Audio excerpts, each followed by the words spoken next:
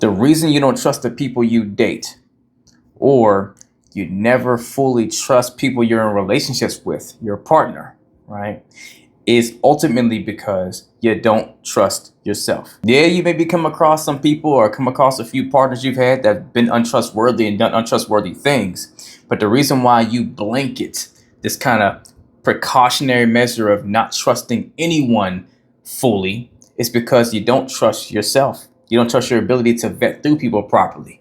Now, the big question is, why don't you trust yourself? And the reason you don't trust yourself is because you're the only one that knows every lie you've told yourself when you said you were going to do one thing and you did another. You're the only one that knows that every time you said, I'm going to stop dating the jerks, right? I'm going to stop entertaining the bad boys or the girls that are, sexy but mean to you or whatever, like sexy mean or whatever. You know you're the one that kept telling yourself, I'm done with that because it always gets me bad results. But then you wind up doing it again.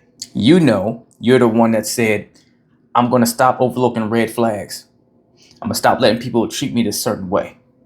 I'm going to stop letting people violate my boundaries.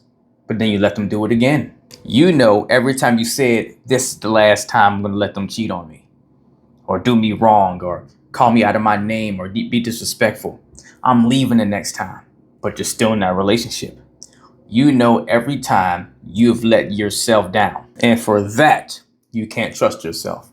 So what did you do subconsciously? You said, oh, I know, light bulb. I won't trust anyone out here.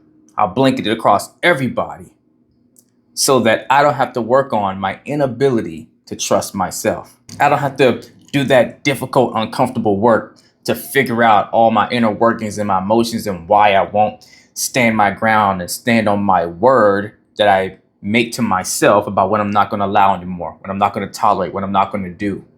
I don't have to figure out why I can't do that. I don't have to figure out why that's such a struggle for me.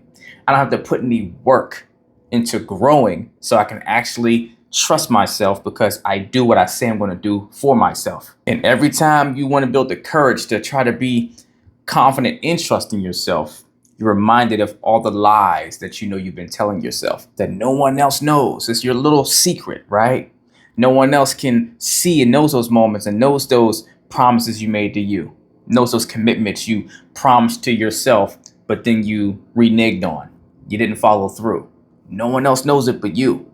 So when someone's standing in front of you asking, hey, why are you so defensive against everyone? Why are you so pessimistic? Why do you always assume it's going to go bad in a relationship? Why are you self-sabotaging the situation? You can't tell them the truth because you would have to admit that you've been lying to yourself. But the more you continue to lie to yourself, convincing yourself that you can't trust anyone, right? Instead of focusing on building the ability to truly trust in yourself, right? The more you keep doing that, the more you keep operating on a negative frequency, which is working away from the positive frequency that you're built to be on, which is the love frequency, right? We are made to be love. That's what we exude.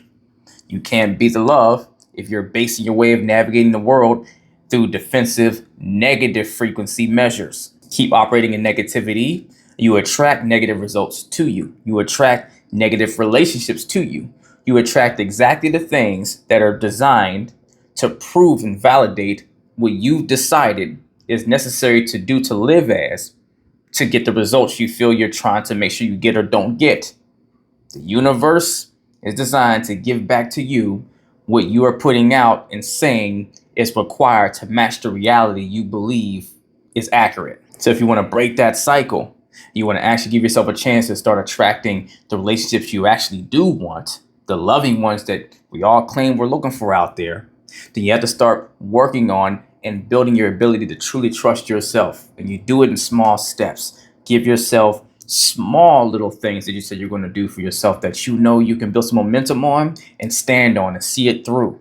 Make sure it happens. Do you do it again? Do you do it again? Do you up the ante and add something else? Just a little bit more of a challenge for yourself that you can commit to yourself and give yourself a motivating reason behind why you're going to do it. Something that actually feels good.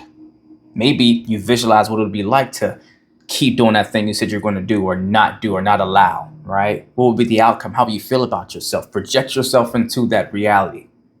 And whenever you kind of grasp the feeling that's associated with it, use that as your motivator to challenge yourself a little bit more, a little bit more.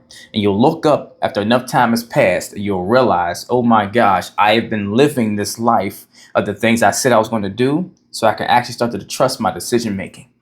That way, when you come across the red flag or the person that's going to violate the boundary, you can trust that you're going to stand your ground and do what's best for you and not sell yourself down the river. If you need help building that true muscle of self-trust so you can trust in your ability and your decision making to go out there and not live in a guarded way so you can actually start attracting and get the relationships you want to actually have, then email or DM me coaching and we will get to work as long as you're truly ready to put the work in.